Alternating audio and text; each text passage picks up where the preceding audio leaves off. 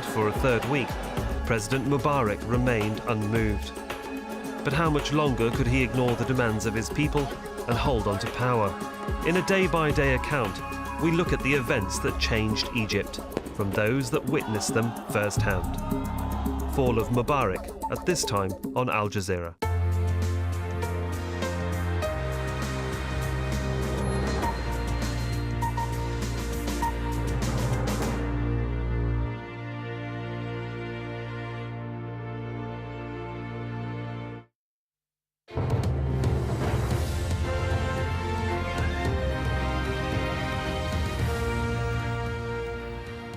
Welcome back. The top stories on Al Jazeera.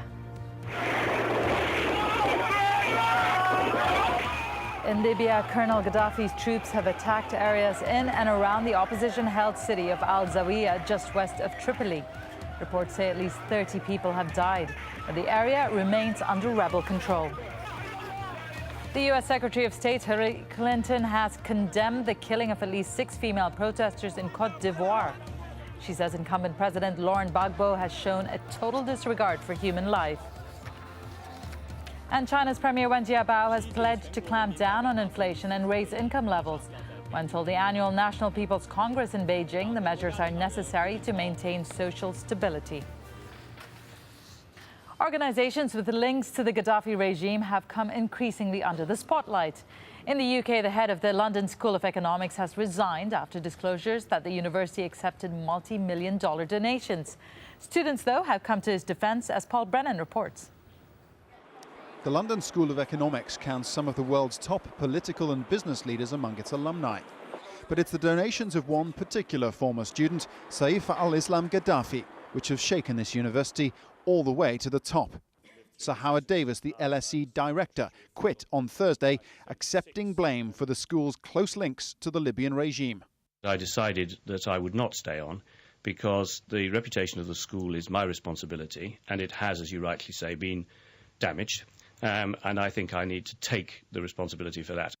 The LSE Council has commissioned the former Lord Chief Justice, Lord Wolfe, to look into the financial dealings with Libya, including a $3.6 million contract to train Libyan officials in leadership skills, a $2.4 million donation from Saif Gaddafi's charitable foundation, and $37,000 from the same foundation for academics to travel to Libya.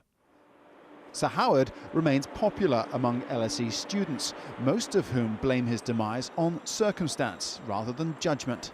No one condemns what Gaddafi's doing. It's terrible, it's disgusting, and we'd be stupid to accept any type of money today. But that money that they gave 5 years ago was to help African development and research in Africa, and it was done through legal channels. There was nothing underhand so far that we know about. So I just think, hindsight is a wonderful thing, as you say, and it's all just been blown out of proportion, to be honest. He's extremely unlucky because, it just so happens that now everyone's seeing Gaddafi under a bad eye because of what's happening. He has to take the blame for it. It seems kind of unfair. I think it's more a publicity issue than an issue of, say, the stewardship of the university. One student leader says other academics, other universities are equally culpable. Students are actually questioning what's happening at the university, where they're getting their money from, but also, even at the LSE, there are other people who are in the upper echelons of this university who still need to sort of come to terms publicly with what they've done in the past. Few here believe the LSE is alone among British academic institutions in having accepted past legitimate donations from now deeply questionable sources. And Howard Davis's resignation still leaves many questions unanswered. Paul Brennan, Al Jazeera at the London School of Economics. The U.S. government has flown in aid supplies to help the thousands stranded along the Tunisian-Libyan border. President Obama insists his administration's current priority is to deliver humanitarian assistance to them. But as Kimberly Halkett reports, many on Capitol Hill are calling for harsher measures. The U.S. State Department is trying to push the message right now that when it comes to Libya, the U.S. focus is on a humanitarian effort. Right now, it is currently unloading 2 C-130 planes full of blankets, water, plastic sheeting to help those refugees who have amassed along the border. Later, those same planes will be used in the evacuation effort. But at the same time, there are still calls for the no-fly zone to be put in place over Libya for members of Capitol Hill, prominent Senate Republican and Democrats. But at the same time, the president saying he is going to seek the humanitarian option first, but he is not ruling anything out, that he is preparing to react quickly should the humanitarian situation deteriorate further. The man accused of killing 6 people in January's Arizona massacre could be facing the death penalty. Prosecutors in Phoenix have expanded the indictments against Jared Loughner. This will start to review to determine if he should be executed. The 22-year-old was already charged with the attempted killing of U.S. Congresswoman Gabrielle Giffords and the deaths of 5 other people. A hedge fund manager accused of leading the largest insider trading ring in history has appeared at a pre-trial hearing in New York. Galleon fund manager Rajaratnam is accused of soliciting inside information from workers at publicly traded companies. Prosecutors claim his fund made $45 million. And staying in the U.S., there appears to be an upturn in employment levels. Figures from the U.S. Labor Department show workers were hired at the fastest pace in the 9 months to February. The jobless rate has also slipped to a nearly 2-year low of just under 9%. But only a fraction of the more than 8 million jobs lost during the recession have been recovered. It's been 5 years since the end of the civil war in Nepal, and the country's most recent uprising united civil society and democratic political parties against the monarchy. But many have started to question the revolution's outcome. Subina Shrestha has this report from Kathmandu. Prabha Kharka lost her husband 5 years ago in Nepal's last revolution. At that time, everyone was protesting. My husband also joined.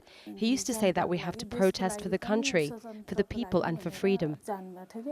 Pradyumna Kharka was shot dead by security forces on the 20th of April 2006. He's remembered as a martyr. After 10 years of civil war with Maoist rebels and governed by an unpopular autocratic monarch, people were angry. Opposition leaders promised to bring peace and address the country's problems. The state retaliated with violence. This was the intersection where Pradyumna was shot. Back in 2006, there were hundreds of thousands of people on this ring road surrounding the capital. After 19 days of protest, they managed to topple the royal government. It was a time of great optimism. But 5 years and 4 prime ministers on, people have started to question the success of the movement. Prabha is greatly disappointed. So many people were sacrificed, so many people were wounded, and now all that the leaders want is political power. When I think back on it, my heart becomes so heavy.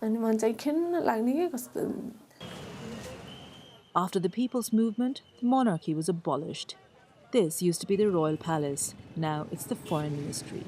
These people are queuing for passports. Almost 1,000 people leave the country every day in search of a better future. Suresh Chowdhury has come to Kathmandu from the countryside to get his documents. There is no possibility of getting employment in this country. We've got democracy, but so what? Service is poor. Like so much else in Nepal, it can be a frustrating experience.